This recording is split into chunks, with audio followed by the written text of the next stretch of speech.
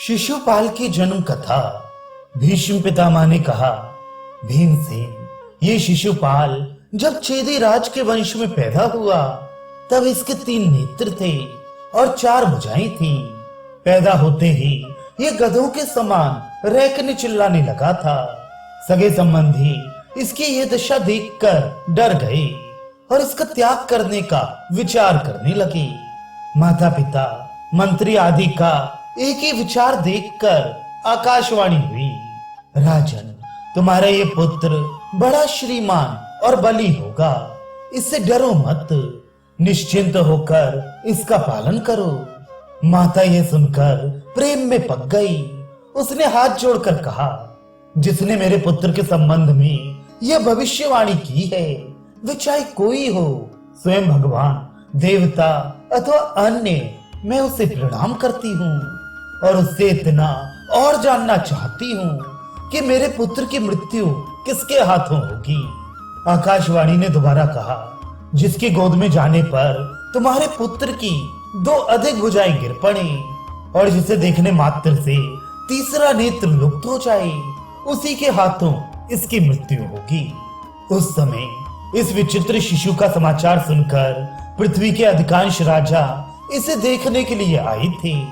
चेदी राज ने सबका यथोचित सत्कार करके बालक शिशुपाल को सबकी गोद में रखा, परंतु ना अधिक भुजाएं गिरी और ना तो तीसरा नेत्र लुप्त हुआ। भगवान श्री कृष्ण और महाबली बलराम भी अपनी बुआ से मिलने और उनके लड़के को देखने के लिए चेदीपुरी में आए। प्रणाम, आशीर्वाद और कुशल मंगल के पश्चात स्वागत सत्कार हुआ। अनंतर बुआ ने अपने भतीजे श्री कृष्ण की गोद में प्रेम से अपना बालक रख दिया। उसी समय उसकी अधिक 2 भुजाएं गिर गईं और तीसरा नेत्र गायब हो गया। शिशुपाल की माता व्याकुल एवं भयभीत होकर श्री कृष्ण से कहने लगी, श्री कृष्ण, मैं तुमसे डर गई हूँ। तुम आर्तों को आश्वासन और भयभीतों को अभय देते हो, इसलिए मुझे एक वर दो। तुम मेरी ओर देखकर शिशुपाल के सारे अपराध क्षमा कर देना। बस मैं केवल इतना ही वर मांगती हूँ। श्री कृष्ण ने कहा, बुआ जी, तुम शोक मत करो, मैं तुम्हारे पुत्र के ऐसे 100 अपराध भी क्षमा कर दूंगा जिसके बदले इसे मार डालना चाहिए। भीमसेन, इसी से कुल कलंक शिशुपाल ने आज भरी सभा में मेरा तिरस्कार किया है।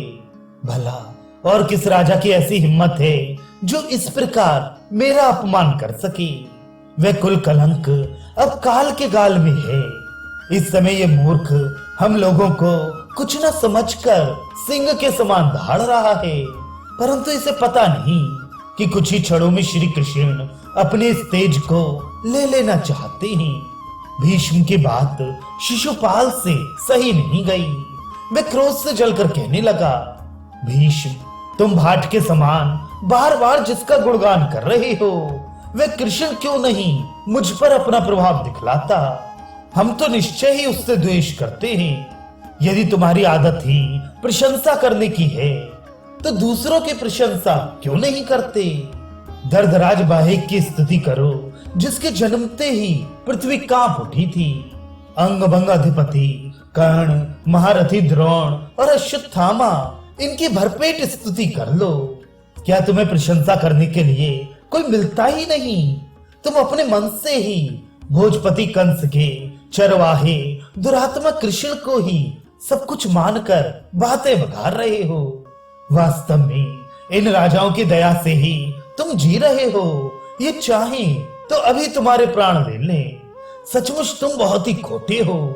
भीष्म पितामह ने कहा, शिशुपाल, तू कहता है कि मैं राजाओं की दया से जीवित हूँ, परंतु मैं इन राजाओं को तृण के बराबर भी नहीं समझता।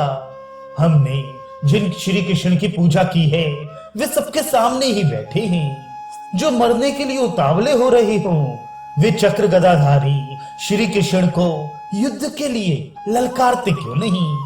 मैं दावे के साथ कहता हूँ कि उनको ललकारने वाला रणभूमि में धराशायी होगा और उसे उन्हीं के शरीर में स्थान मिलेगा। शिशुपाल जोश में आकर श्री कृष्ण की ओर रुक करके बोला, कृष्ण, मैं तुम्हें ललकारता हूँ, आओ मुझसे भिड़ जाओ, मैं पांडवों के साथ तुम्हें यमपुरी भेज दूं। पांडवों ने मूर्खतावश तुम्हारे जैसे दास, मूर्ख और अयोग्य की पूजा की है, अब तुम लोगों का वध ही उचित है।